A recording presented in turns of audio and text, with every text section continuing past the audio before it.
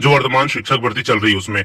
इस वीडियो में हम चर्चा करने वाले आज का ये जो नोटिस है, जिसमें राजपत्र का नोटिस सामने आया है, उस पर कि क्या इसके मायने हैं, आगे इसके विषय में और क्या क्या हो सकता है, क्या विषय का बाध्यता जो है वो पूरी तरह से हमेशा के लिए खत्म कर दिया गया है, क्या इन फ्यूचर इनसे रिलेटेड कोई संभावनाएं हैं कि आगे इसमें और भी किसी तरह के बदलाव हमको देखने को मिलेंगे। स्वागत है आप सबका एक बार फिर से हमारे यूट्यूब चैनल लर्न विद हुकुम पटेल में। चलिए चर्चा करते हैं कि आज का जो राजपत्र प्रकाशित हुआ है विषय बाध्यता को लेकर, उसका क्या मतलब है और आगे क्या क्या संभावनाएं बनती है। देखिए, जैसा कि सबको पता है कि कोर्ट में ये केस ऑलरेडी लगा हुआ है, स्टे मिला हुआ है इस भर्ती को विषय बाध्यता के केस को लेकर। ठीक है, केस क्या है, केस किस चीज के ऊपर है कि अलग अलग विषयों के हिसाब से जो भर्ती होती है ना, शिक्षक के पोस्ट में अलग अलग विषयों के हिसाब से भर्ती हो रही थी, उसको भी तक खत्म कर दिया गया और सभी विषयों के लिए कॉमनली एक पोस्ट निकाला गया है। किसी भी तरह के कोई भी विषय का बाध्यता नहीं है।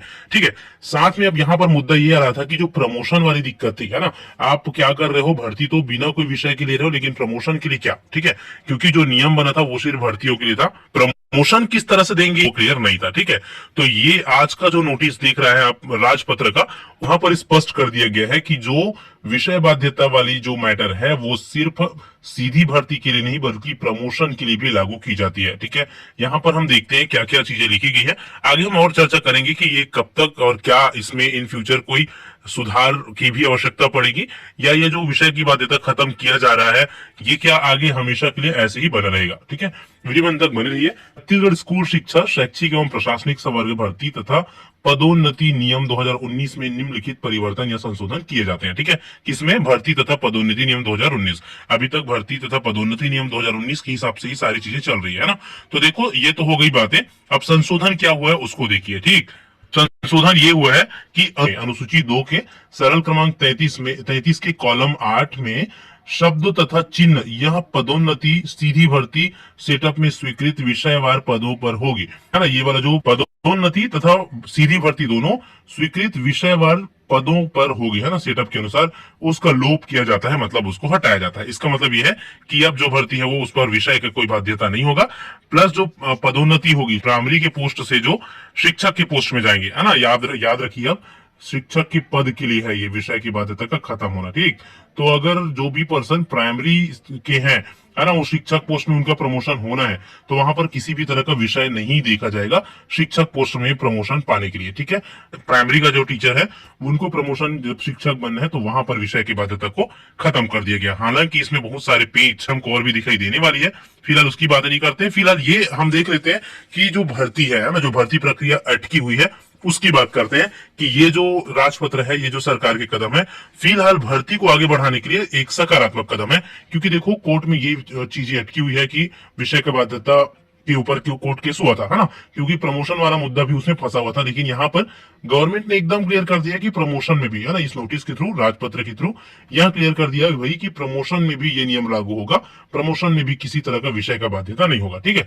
अब इसमें किसी भी तरह का कोई भी दिक्कत तो नहीं है फिलहाल।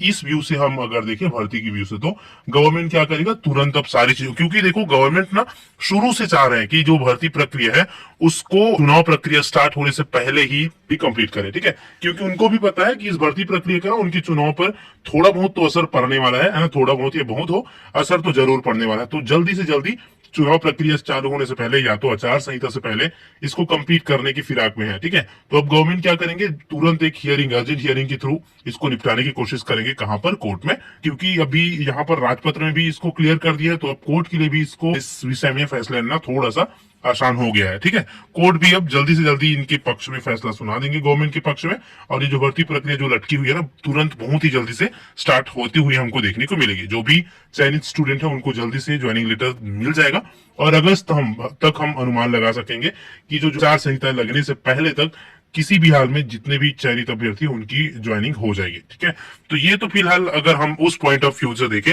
कि भाई भर्ती आगे बढ़ेगी, बहुत ही बढ़िया न्यूज है उन सभी अभ्यर्थियों के लिए।